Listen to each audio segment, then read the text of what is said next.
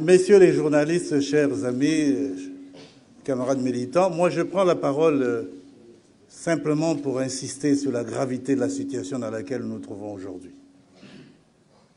C'est effectivement une situation grave, très grave, aujourd'hui. Parce que pour la première fois dans l'histoire du Congo, je risque pas de me tromper, c'est pour la première fois qu'une constitution est pratiquement imposée aux Congolais. C'est-à-dire qu'ils ont la première loi qui va les gérer pendant 5 ans.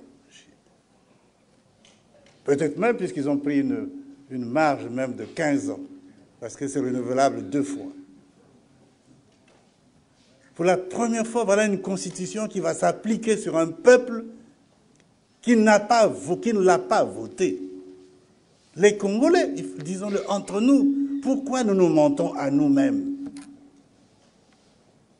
Cette constitution n'a pas été votée par les Congolais. Nous le savons tous.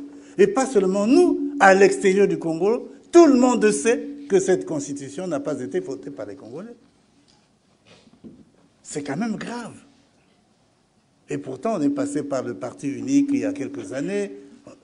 Bon, il ne manquait pas de problèmes en ce moment, mais là, c'est encore beaucoup plus grave que d'être régi par une constitution qui n'a pas été adoptée par l'écrasante ou par la majorité des Congolais.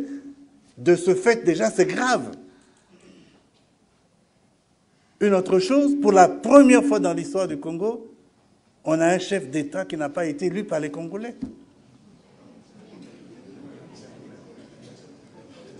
Je crois, pour la première fois, à l'époque du parti unique, bon, les gens, le jeu était clair. Quand le comité central du PCT choisissait son président, la Constitution disait qu'automatiquement, il devenait le président de la République. Mais depuis la conférence nationale, on a dit non, nous allons en démocratie pluraliste. Désormais, ce sont les Congolais qui choisissent leur président. Mais ici, pour la première fois, nous n'avons pas choisi notre président. Et pourtant, il est là, en train de parler au nom des Congolais, de prendre des décisions. Il a nommé un Premier ministre, il a mis en place un gouvernement qui gère aujourd'hui le pays et qui s'impose à nous. En droit, ça s'appelle président de fait. Bon, est-ce que tout le monde comprend? Mais de fait, ça dit qu'il est là un peu bien malgré nous. Il s'impose à nous. Président de fait. L'opposé, c'est de jurer, on dit, non? Président de jurer, c'est lorsque c'est légal, ça a été voté. C'est quand même 2 situations graves. Regardez ailleurs, je crois que nous suivons tous ce qui se passe depuis un moment au Brésil. Je ne sais pas s'ils ont fini. Pas encore. Ce qui se passe au Venezuela. Le peuple qui se met dehors et qui demande que ces gens partent parce qu'ils n'ont pas respecté les textes. Parce qu'ils ont posé certains actes en cachette. Et nous nous sommes mis debout, nous devons l'avouer, d'une part pour empêcher que Sassou ne change la Constitution. Malgré notre mobilisation, il l'a fait. Nous avons voulu que désormais nous fassions des élections sur la base d'une nouvelle gouvernance électorale, donc un nouveau système électoral. Il a refusé. Et il vient d'être élu, entre guillemets, avec le même système électoral. Ce n'est pas parce qu'on aura fait un bulletin unique avec une commission qui a changé de nom pour dire que le système électoral a changé. Non, c'est le même système électoral. C'est donc déjà là, en soi, une situation grave.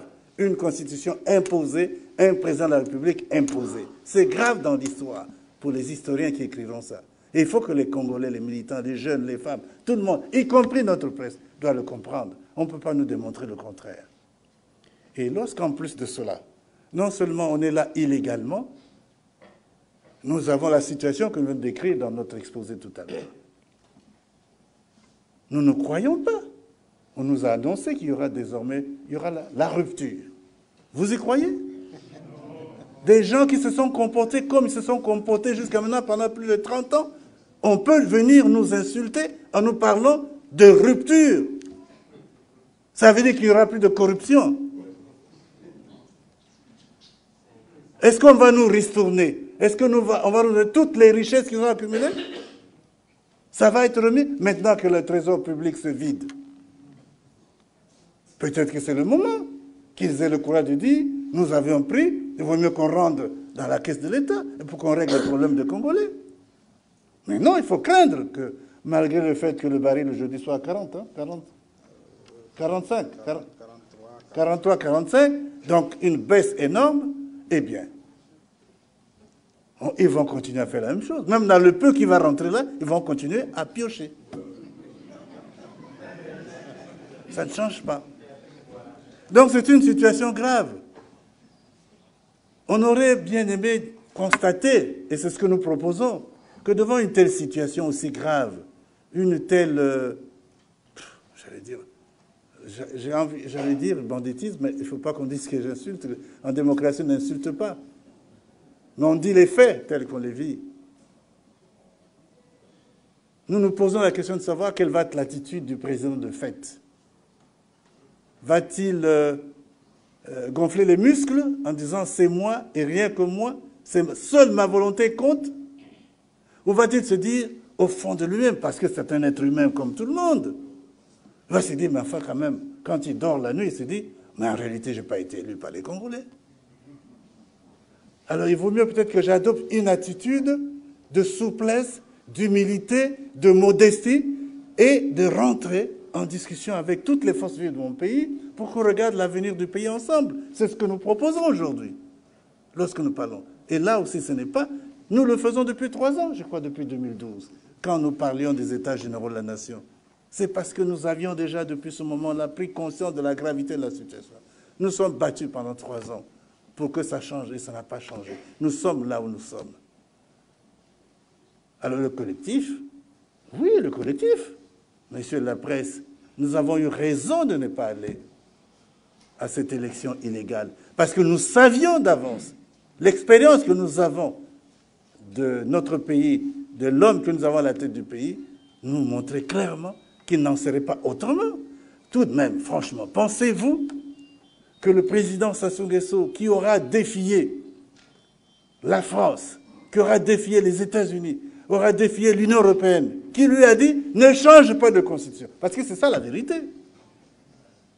Il ne faut pas que tu recommences, tu as déjà 2 mandats, applique ta constitution. On lui a dit. Obama n'a jamais été aussi clair que ça dans tous ses discours. En Éthiopie, je crois qu'il l'a fait. Donc il aura défié toutes ses puissances. Il nous a défié toute l'opposition congolaise qui lui a dit « changeons de système électoral ». Il garde la même chose, ne change pas de constitution, il le fait quand même. Et il va faire des élections pour que déclarer les quelques candidats de l'opposition qui s'est proposé, c'est vous qui êtes élu, ou alors je suis premier ou deuxième, on va au 2e tour. Vous pensiez que le président Sassou aurait pu faire une telle chose? C'est quand même curieux, ça. Mais nous l'avions compris, que ce serait ce qu'on a obtenu là. Donc il faut reconnaître que le collectif de partis de l'opposition, signataire de la déclaration du 17 août 2012, a eu parfaitement raison. Et le président a raison de dire que nous sommes désormais le centre de l'opposition. C'est le noyau dur de l'opposition congolaise. Nous sommes restés conséquents avec nous-mêmes.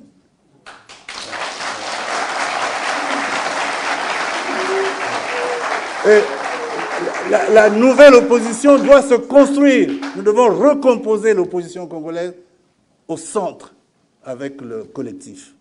Il n'y a rien à faire. C'est ça la vérité. Nous avons raison. Et c'est pourquoi, fortement, nous faisons cette proposition.